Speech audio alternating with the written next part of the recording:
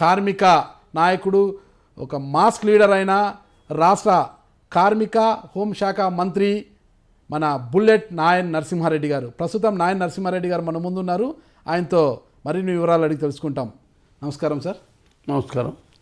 కార్మిక నాయకుడు నాయన్ నరసింహారెడ్డి గారు అలియాస్ బుల్లెట్ నరసింహారెడ్డి గారు, అంటే ఈ రెండు పేర్లు వింటుంటే ఎలా ఉంటుంది మీకు? అసలు నాకు నేను 1958 26 జనవరి నాడు సోషలిస్ట్ పార్టీలో చేరినాను. దేవరకొండ మా తాలూకా హెడ్ క్వార్టర్లో, నల్గొండ జిల్లా. అక్కడ సోషలిస్ట్ పార్టీ ఆఫీస్ ఓపెన్ చేశారు. ఆ రోజు నేను పార్టీలో జాయిన్ అయినాను. మా అన్న కొడుకు రఘుమారెడ్డి చదువుకొని ఇక్కడ డాక్టర్ లోయ్య ప్రభావితమై అక్కడ పార్టీ ఓపెన్ చేశాం. అప్పటి నుంచి సోషలిస్ట్ పార్టీలో పనిచేశాం. సోషలిస్ట్ పార్టీ ఎమర్జెన్సీ తర్వాత జనతా పార్టీ మర్జ్ అయింది. ఎమర్జెన్సీలో అందరం జైల్లో ఉన్నాం. నేను కూడా 18 ఏళ్ళు జైల్లో ఉన్నాను. చెంచల్గూడ జైల్లో. అప్పుడు సోషలిస్టులు, మరి తర్వాత ఓల్డ్ కాంగ్రెస్, మరి జనసంఘం 3 కలిసి జనతా పార్టీ ఏర్పడ్డాయి. జనతా పార్టీ 77లో వచ్చినాక పార్లమెంట్ ఎలక్షన్స్ అయినాయి. అప్పుడు మొరార్జీ దేశాయ్ ప్రైమ్ మినిస్టర్ అయ్యారు. కాంగ్రెస్ ఓడిపోయింది. జనతా పార్టీ అధికారంలోకి వచ్చింది. తర్వాత 78లో ఇక్కడ మన రాష్ట్రంలో ఆంధ్రప్రదేశ్లో ఎలక్షన్స్ అయినాయి. అప్పుడు నాకు ముషిరాబాద్ నుంచి టికెట్ ఇచ్చారు. Anjaiah labour minister, ex labour minister G Sanjeev Reddy Congress, I Congress, నేను జనతా పార్టీ. మేము ముగ్గురం పోటీ చేశాం. నేను కార్మిక నాయకుడు, వాళ్ళు కూడా కార్మిక నాయకులే. కానీ ఒక ఆయన లేబర్ మినిస్టర్ అయ్యాడు, ఒక ఆయన ఇదివరకు మినిస్టర్ ఉండి రిటైర్ అయ్యాడు. ముగ్గురు మీద పోటీ జరిగింది. రోజు పత్రికలలో వాళ్ళే ఫోటోలు వచ్చేది. మా కార్యకర్తలు, ఏం సార్ మన ఫోటోయే వస్తలేదు, మనది బాగా మనకి విలువ ఇస్తలేరు పేపర్ వాళ్ళు అంటే, వాళ్ళు మంత్రులు రా ఇదివరకు మంత్రి పదవి చేసినారు, వాళ్ళ ఫోటోలు వస్తాయి, వాళ్ళిద్దరి మధ్యన మనం బయటపడతాం, గెలుస్తామని అన్నట్టే 3000 చిల్లర ఓట్లతోటి అప్పుడు అంజయ్య మీద నన్ను ముషిరాబాద్ ప్రజలు గెలిపించారు. అంటే మాజీ మంత్రి, అప్పుడు సిట్టింగ్ మంత్రి ఉన్నా కూడా మీకు ఎందుకు అంత ధైర్యం, ఖచ్చితంగా నేను గెలిచి తీరుతాను అన్న ధైర్యం ఎలా వచ్చింది? ఎందుకంటే మేము 62 నుంచి ట్రేడ్ యూనియన్ ఉద్యమంలో పనిచేస్తున్నాం.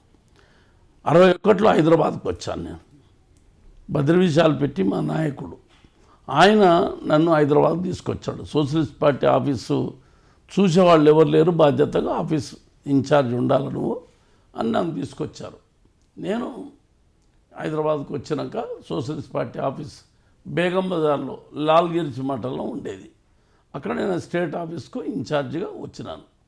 అక్కడ ఆఫీస్ చూసుకుంటూ ట్రేడ్ యూనియన్లో యాక్టివ్గా పార్టిసిపేట్ చేశాను.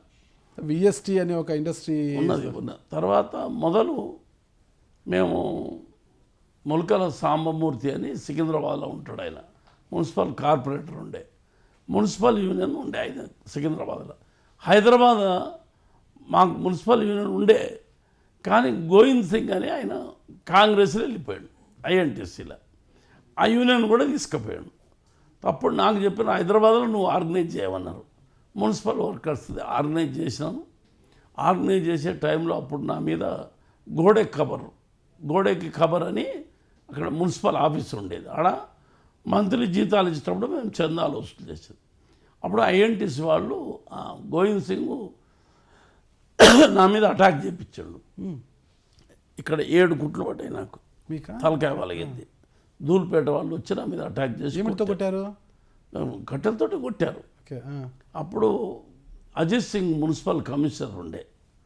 ఆ రోజు మేము ఊరేగింపు పోయి అజిత్ సింగ్ దగ్గర పోయి మెమరాండం ఇచ్చాం. తర్వాత మొత్తం మీద మళ్ళీ ఐఎన్టీసీ నుంచి మా హెచ్ఎంఎస్లకు మా యూనియన్లన్నిటి వర్కర్స్ని తీసుకొచ్చాం. అప్పుడు హైదరాబాద్ సికింద్రాబాద్లో మున్సిపల్ యూనియన్ మాది బలంగా అయింది. అప్పుడు తర్వాత హాకర్స్ యూనియన్ ఆర్గనైజ్ చేసాం. తర్వాత మోడర్న్ బేకరీ, గంగప్ప కేబుల్స్ ఉప్పల్లో ఉంటాయి. తర్వాత హెచ్ఎంటి, ఐడియల్, తర్వాత HMT bearing, Usha company, Shriram refrigerators, ఇవన్నీ కంపెనీలు. తర్వాత తోపాసు, లేజర్ కంపెనీ, ఇవన్నీ కూడా నేను ఆర్గనైజ్ చేశాను. మొదలు బద్రి విశాల్ గారు ఉన్నప్పుడు ఆయన ప్రెసిడెంట్, నేను వర్కింగ్ ప్రెసిడెంట్గా పనిచేశాను బద్రి విశాల్ గారు ఏమండి. తర్వాత వారు బద్రి విశాల్ గారు ట్రేడ్ యూనియన్ వదిలిపెట్టిన తర్వాత 78 ఎమ్మెల్యే అయినాక నేను మళ్ళీ ఈ యూనియన్లన్నీ ఆర్గనైజ్ చేశాను.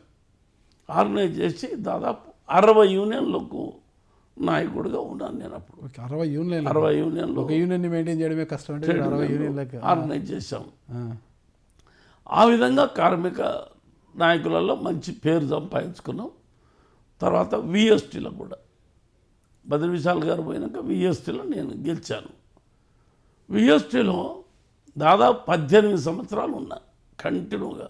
నేనే 9 సార్లు ఎలక్షన్లో గెలిచాం. 2 సంవత్సరాలకు ఒకసారి ఎలక్షన్లు అవుతాయి. 9 సార్లు గెలిచాం. అక్కడ ఇవాళ కూడా మా అల్లుడు ఉన్నాడు ప్రెసిడెంట్, శ్రీనివాస్ రెడ్డి అని కార్పొరేటర్, అక్కడ రామ్నగర్ కార్పొరేటర్ ఆయన. అక్కడ నేను పోయినప్పుడు 1000 రూపాయల జీతం.